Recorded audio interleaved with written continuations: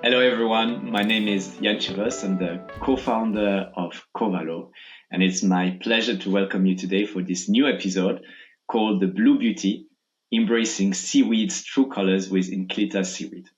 So the blue beauty is emerging as a significant trend in the beauty industry, focusing on ingredients that not only benefit our skin, but also protect our oceans and marine ecosystems.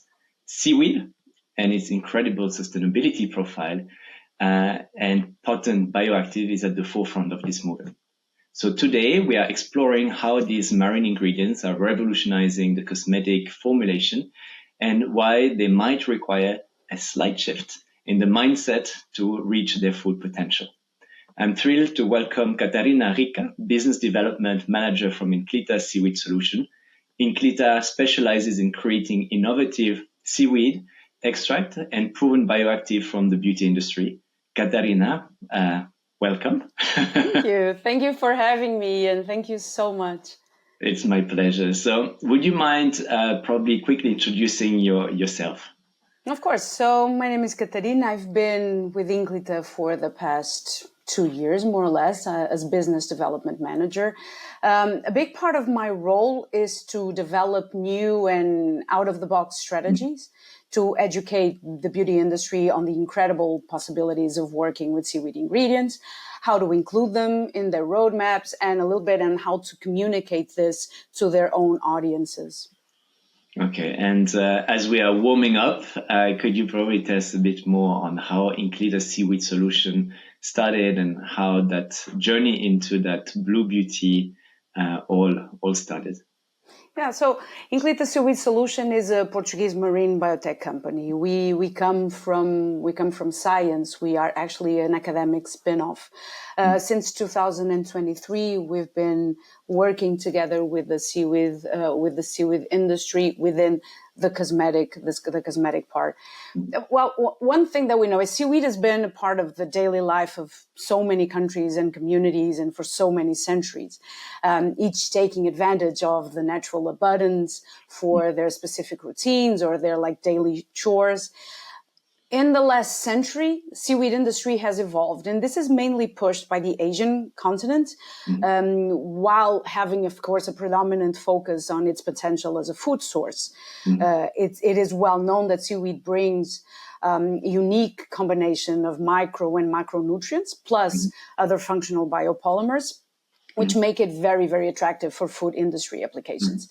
However, the beauty and the cosmetic industry has only recently started to recognize this full potential beyond a nutritional value. So our role here as a company and as seaweed experts in all strands, which means from production to the valorization, it is to spread science-based word on the potential of seaweed, to develop the best and the most adequate ingredients according to the different business needs, partner with relevant stakeholders to elevate this kind of knowledge and interest on the biomass while improving the overall value of whomever has actually invested in this still growing and fairly unknown industry. It's super interesting. We also see it on our side that we have more and more science-backed company emerging in the industry, and I think that's something the industry really needs. We also see the food industry and the beauty industry converge, and sometimes there are great synergies, but we also heard time to time from some customers that they may conflict. So there were some examples, for example, with the shea butter, where the food industry drove the prices down, which had quite negative impact on the local communities. I reckon that the situation is quite different with seaweed, but how do you see ultimately the symbiosis between those two industries? I do believe that undoubtedly they are complementing, and they do complement each other.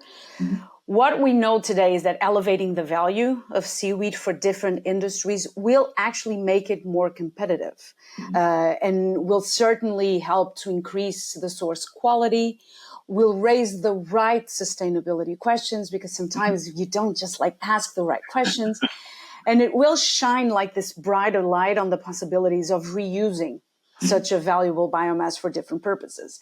Let me just let you in on something. Europe at this point does use a lot is one of the largest importers of seaweed, but we are still way, way far from our own production needs. We only produce around 1% of what we consume. So there's a lot of margin to evolve in this sense. And I believe that food and cosmetic, if we work together, this will actually put the focus on what it actually has to have a focus.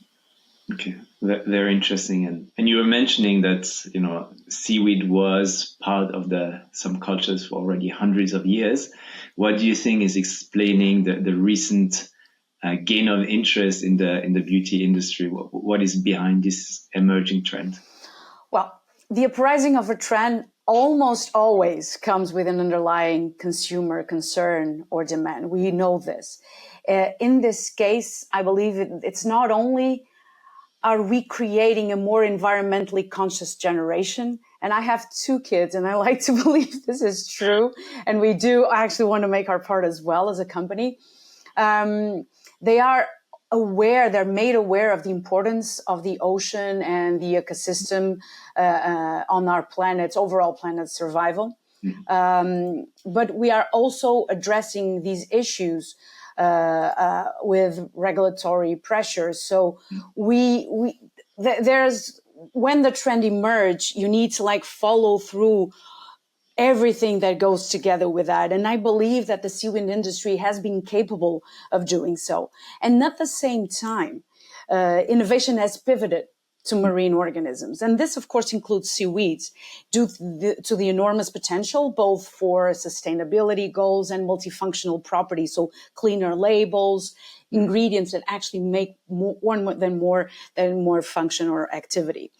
And another thing that I believe is when you see the biggest players on the market already embedding this ocean stewardship in their brands, we are in the making of a stable market, right?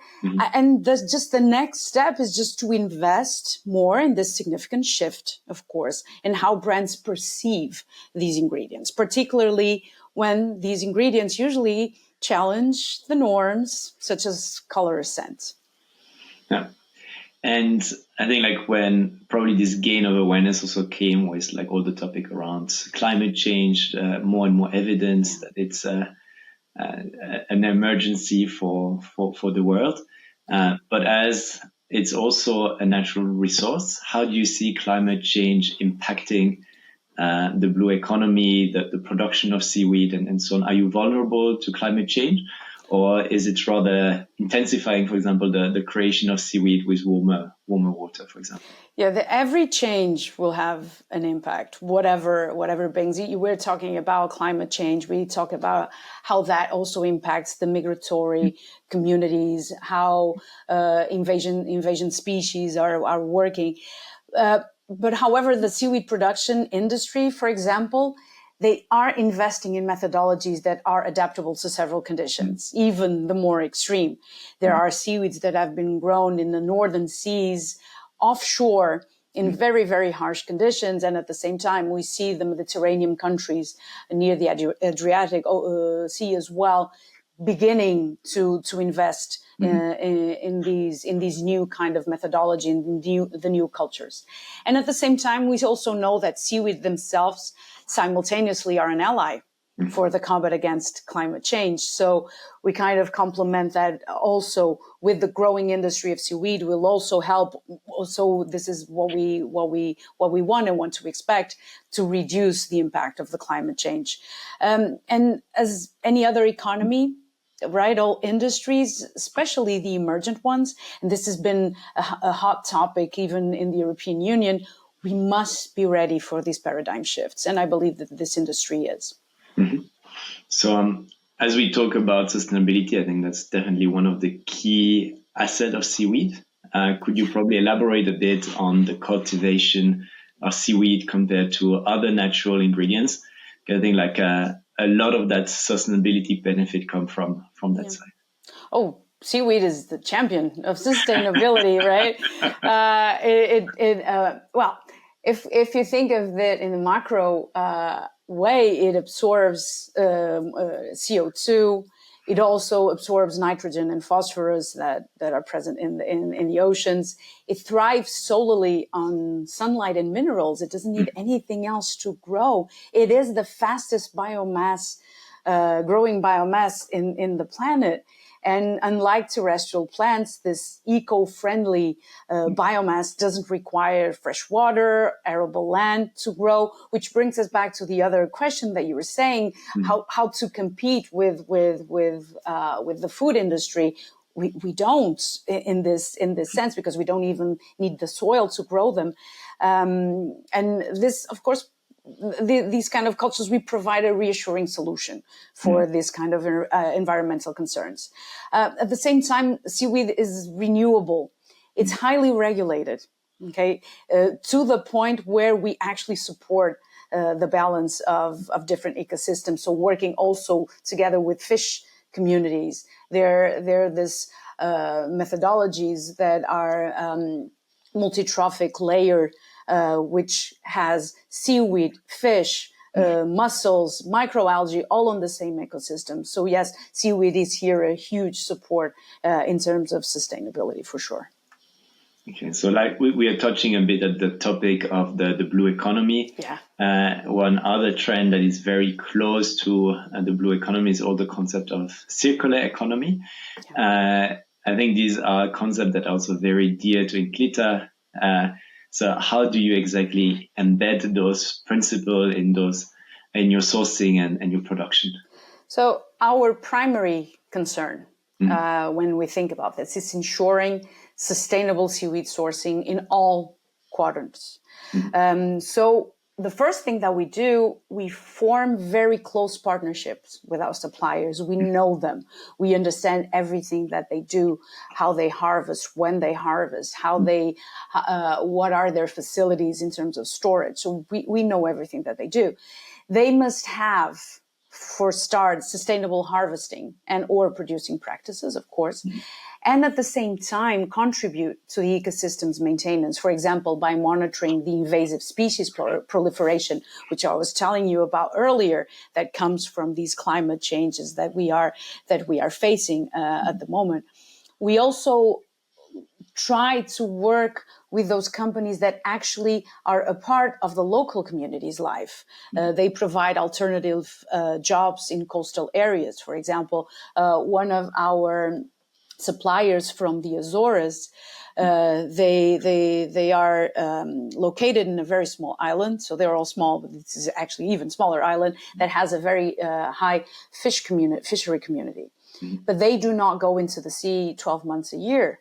So what they did, they paid them for diving courses. They explained them how to harvest without harming the ecosystem. Actually, the other way around, by promoting recycling of the seaweed, so that local fish, could have their habitat not ready for a more mature and for a bigger crop. So it kind of they stay together, and then.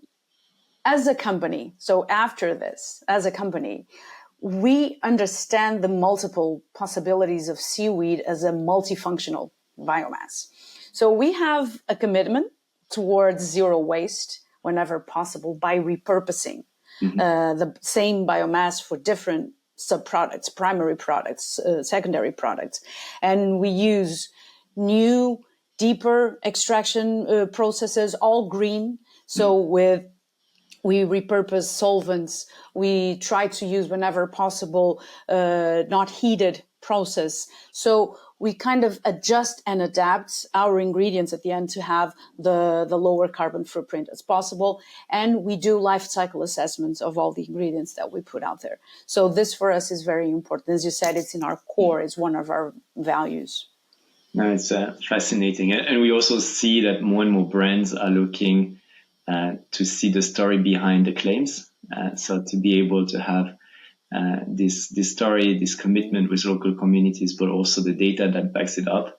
I think that's something very, very strong. On the side note, as a diver and someone who was planning holidays in the Azores, I might get back to you. One of the things that really amazed me when we prepared this interview was learning about the diversity of seaweed. If I'm not missing, there are 12,000 different seaweed species. That sounds unreal. How do you go about selecting those seaweed, and how many are you currently using in your processes? Yeah. Ian, it's 12,000 and counting. But yeah, Yeah. it's unbelievable. It is an incredible, marine organism. So as I told you, we are an academic spinoff.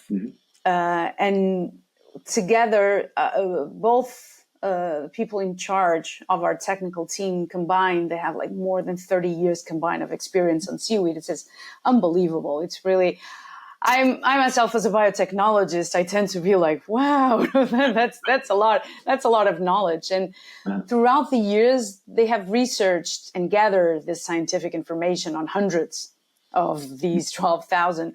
And this is actually the basis of all our work. We have a proprietary database that has all this information gathered that we can actually go there and search as it's our Google, it's our internal Google, and it provides us some really, really nice answers. We at Ínclita Seaweed Solutions currently, because as you know, we are not producers, nor are we associated with just one producer. We currently work with around 15 species between our portfolio and co-development projects that are ongoing. But we are always looking for the next one that will wow us and surprise us.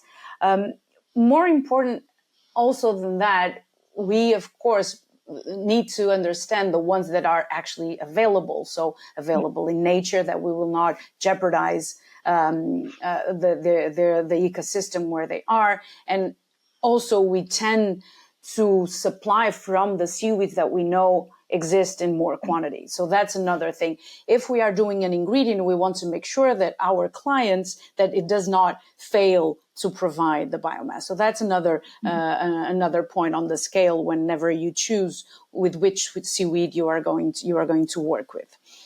Fact is that each species has unique characteristics, has unique bioactivities. And more so, we know today that some work wonderfully in synergies with each others. So we don't need to go search for the next Coke out in the desert. We actually can create synergies between the ones that we already know. And by using the biorefinery process, we even can repurpose the same seaweed that has different bioactivities depending on the kind of extraction methodologies. And this will allow us to bring so much more value. It's not the quantity, it's what you can do with that, basically. And that's incredible. It is very important also to remind the importance of aligning the supply chain. Yeah. So not only about identifying a species and then the potential of it, but also making sure that the supply chain is resilient. So as you were saying, 12,000 and counting, I feel we also just scratching the surface when it comes to the true potential of seaweed and marine-based ingredient in general into the cosmetic industry. This being said, based on your current knowledge and experience, where do you see the biggest potential in the industry? And could you probably exemplify some of the unique properties of some of the bioactives that you are working with? Yeah, of course. Well, the potential of seaweed-based ingredients begins, of course, as I told you, with the seaweed that you choose. Okay, and that's like the main point. But it is so much more than that, because it depends on the harvesting period, where and how it has grown, if it's harvested, if it's produced, the extraction methodology that we use, the synergetic effects that are created by these different species. So only by fully understanding all these variables, which we do, of course, with so many years of development, you can create these ingredients that target things so different. Like most of our ingredients are, as you know, multifunctional, so they have different properties. We are now trying to target things that are more aligned with the industry demands. So you have seaweeds that, for example, target the tyrosinase inhibition. They enhance hyaluronic acid. they promote cell regeneration. They have UVA and SPF protection factors. So all of this combined, some of them is just, it's the same seaweed with different extractions. And this is the kind of things that you can expect. So more than what can the seaweed do for you is exactly what it's the other way around. You understand? So what is your demand? And I believe that seaweed has the answers for almost all the question. It has antimicrobial activities, antifungal, also some studies. We're not within pharma, of course, but we even know that some of the ingredients have anti-inflammatory properties, and this is so much more. So let us hear the industry, and then we can almost like pinpoint and cherry pick which are the properties that seaweed can target. As a product-led company ourselves, I think that's an approach that we are big fans of. I think it would be very interesting to see ultimately what product will be launched on the market the coming years. So definitely a trend we will be following from very closely. I feel it's a very good segue to probably talk of one of the products you recently launched, the Inalgea Lit. So if we talk about specific challenges, skin conditions, what were the things that you were trying to address with this product? You got it right. So the Lit started exactly with the mindset that I was telling you about. So we dug deep into the market, and Inalgea Light was a Lit. It was supposed to be light, but everyone calls it Lit. So we just let it. Inalgea Lit was formulated to target one of skin's longevity most relevant concerns, which is skin tone uniformity. So when you have such a big claim, it's a huge claim, right? Skin tone uniformity. You can have, it can be non-uniform for so many different reasons. So we started trying to understand exactly what could we do with this ingredient to make this almost a staple ingredient. So we wanted this to be the natural replacement for other synthetic ingredients that are typically used in final product formulations, and of course, if possible, more effective. So that was the second thing. So what is skin uniformity? What do we have to target? Has to be a perfect substitute for the synthetic. So what we did, we started formulating and we started understanding. And then by clinical studies, we actually showed that within just 2 months, it reduced redness, which is one of the things that targets and very important in this kind of uniformity that we want to have in our skin, by 45%, and then hyperpigmentation that was reduced by 33%. What we know, for example, this last result, the hyperpigmentation, we compared it with ascorbic acid, and it exhibited an IC50 value that was 3-fold lower. So it was for the, and I know why I was there actually. So for the R&D team was like a check. That's it. So this was understanding concerns and then starting to prototype and then make sure that this is what the market needs and wants. I know of a few people that will be very keen to know in which finished good they can find this bioactive. Oh, they will.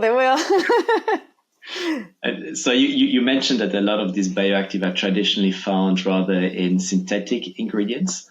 Yeah. What would you say are the key advantages of a seaweed-derived alternative to those more conventional options? I would say that, well, first things all, the industry is expecting more natural ingredients. So either from seaweed or not.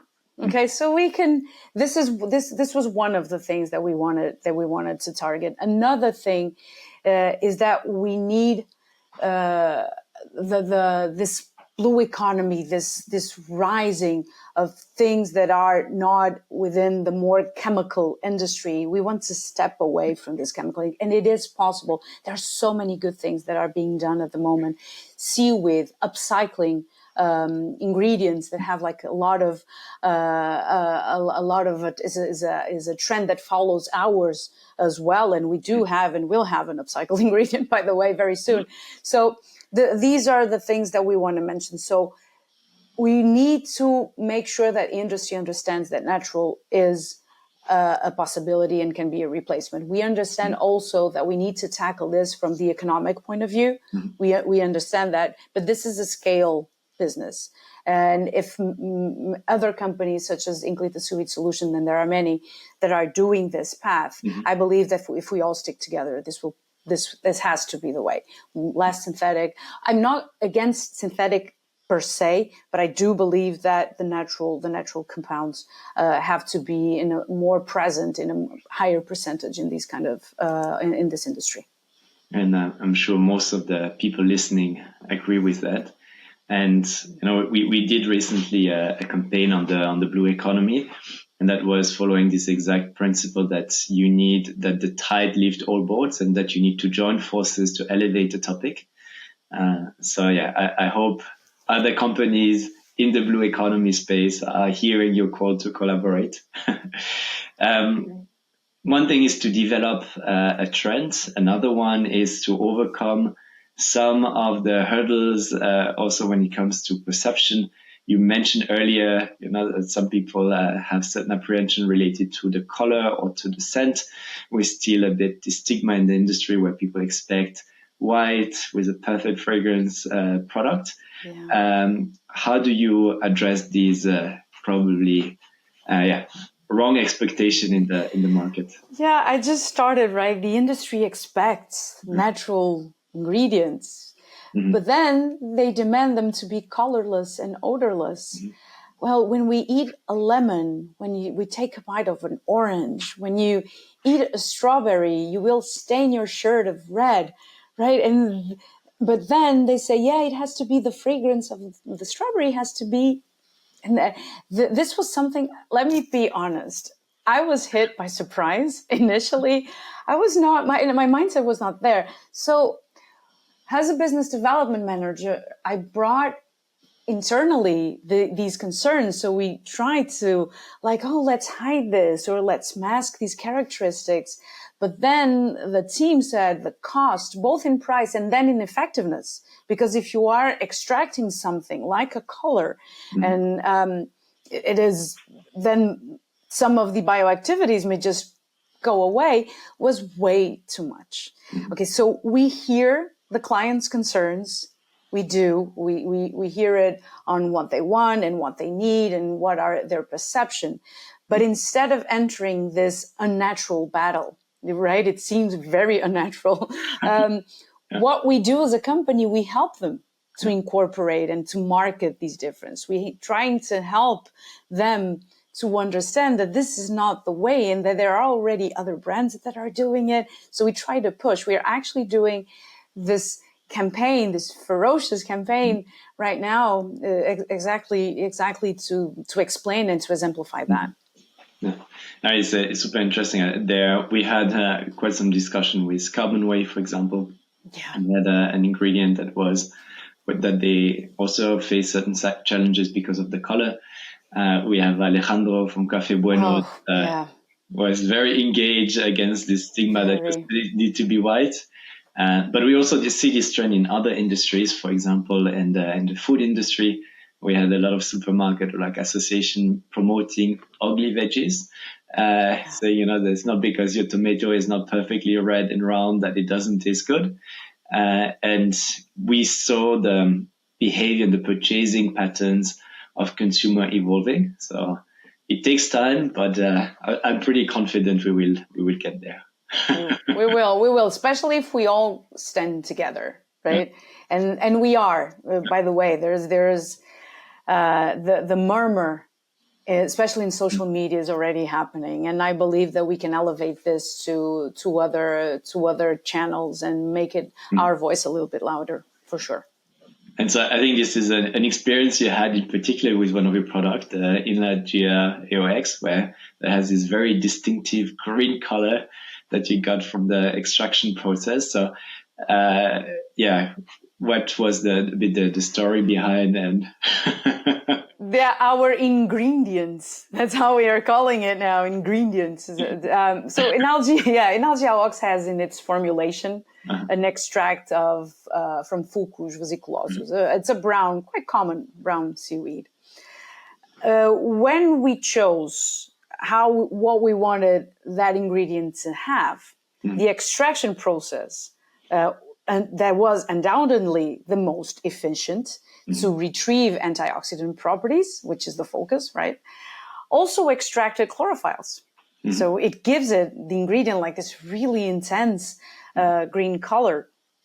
But then we understood that if we tried to get out the synergies between all the compounds, made this extract 87.5% more efficient than green tea.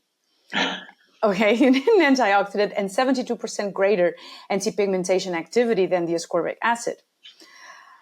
So we were left in our hands with a choice, right? And we chose to live by this ingredient. And it also has, besides the color, it also has a typically marine scent. And here, our clients, and we help this with formulation tips and everything. If you don't like this marine scent, there are ways of overcoming it, like citrus essences, using a little bit of lavender, which usually you already with essential oils, so not even with fragrances, that you can mask a little bit if that's the point. Or we can just try and begin to educate consumers that if they're reading it's a product that has seaweed on it, it will probably smell seaweed. And we are trying to get people to even to get people with some testimony saying it's reminiscent of their youth, summer vacations with their parents by the sea. And I think we need to try to get these memories also out and make them into more marketable and more assumable for the final products. Okay, so if the formulators that are listening to us still have some concern, I believe it's now 1 year since you first launched one of your products. What can you tell them to really hammer the nail and convince them that this is the right type of ingredient to use? Yeah, the first thing is that we are actually already with this little campaign that we are doing, we're already seeing a growing market interest, which is very good. That makes us very happy, very, very happy with this success. But the first thing is that as a formulator, think about how you want to proceed with this. If you want to use the same basic formula and just add one thing there and just mix it, this will probably not be the way. The seaweed ingredients need to be treated as other ingredients need to be treated a little bit differently, and we can help. So if you want to actually make a difference, if you want to make a formulation that stands out, that breaks molds, it's not like using what you usually do. You pick up your files and this is what. Okay, if you want to break the mold, use seaweed ingredients. You will have wonderful experience with that. And also we have a team of formulators that can help to guide you through how to use it, even how to use different ingredients from seaweeds with this synergetic effect, annulling a little bit of their own concerns. And we have already secured some really exciting clients that want to hold and own this shift, both from our proprietary portfolio, but also through co-development projects where we actually target and make exclusive ingredients. And I would like to ask the formulators to be part of this mindset shift. It has to start with them. So if by all means, if this is something that interests you, if you want to make a difference, just use seaweed ingredients and make your voice heard as well. So now that we covered the potential of seaweed, the history of where it started, but also highlighted the potential, if we look at the market today, how big do you see the market for seaweed-based product? What do you see also as like the main driver of growth behind it? I have to put my answer in numbers, in relative data. Although there's not much data around, to be honest, within the blue technology industry. Most of the market researchers reports that we have are made from individual or from companies that want to understand something for investment purposes. So, but nonetheless, okay, what we know, the latest published study from Transparency Market Research does reveal that this market will grow in a compound annual growth rate of more or less 6% in the next 9 to 10 years, which makes this, it will have a market, a very comfortable market of around 900 million. Okay, so this is not too shabby, right? Not that bad. But this shift starts with another thing, which is we know that 60% of consumers actually want to make a positive impact in the environment. And this comes, of course, across all life sectors. But in the beauty and the personal care, the message is clear. We've been both in cosmetics. We heard it. We saw them. We read it. Sustainability is not an option, right? It's essential, and we have to make it happen. And although there are also concerns about greenwashing, and I understand them, and they're very valid. The products with sustainability claims did generate over 120 billion in sales 2 years ago. And so it's really high. So this comes with the industry. So the seaweed industry kind of goes with this tide. And people want this. The public wants authentic. They want impactful solutions. They want actual sustainable ingredients. They want eco-friendly packaging, which, by the way, seaweed can also do. So, right, and they want to understand how that particular product reached their hands. How was it produced? What are the processes? What is the procedure? And this comes to this kind of leverages the seaweed industry as well. It goes with the tide as well, and not only for seaweed for all sectors, but also for the sustainability in personal and skincare. Yeah, I mean, like so many ways to blend it into the brand story and really have a very cohesive storyline, as you said, from ingredient to impact on society to packaging and so on. I hope everyone is very excited about the potential of the blue economy. As a final word, let's look now a bit in the future. And what are the prospect or the potential of seaweed that excites you the most in the beauty industry? Oh, we're generally excited about the direction market is taking, of course. We can see brands becoming more open to this shift, but we do need this significant mindset shift. Well, when that happens, okay, when we get there, blue beauty will undoubtedly stay as a defining trend, okay, in the beauty industry. But before you do, brands, formulators, don't just rely about what you hear about the seaweed power and then just choose randomly.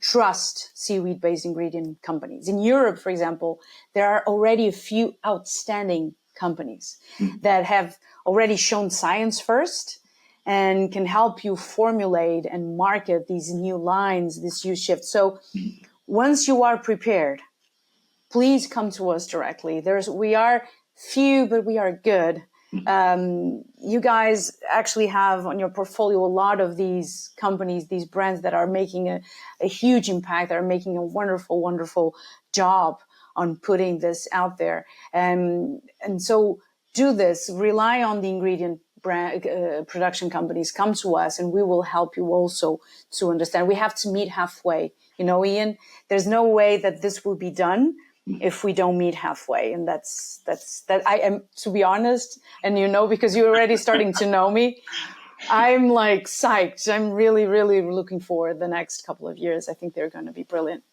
Now we're very excited also to be part in our modest scale to this this trend. Also very happy to see the trend growing in Europe.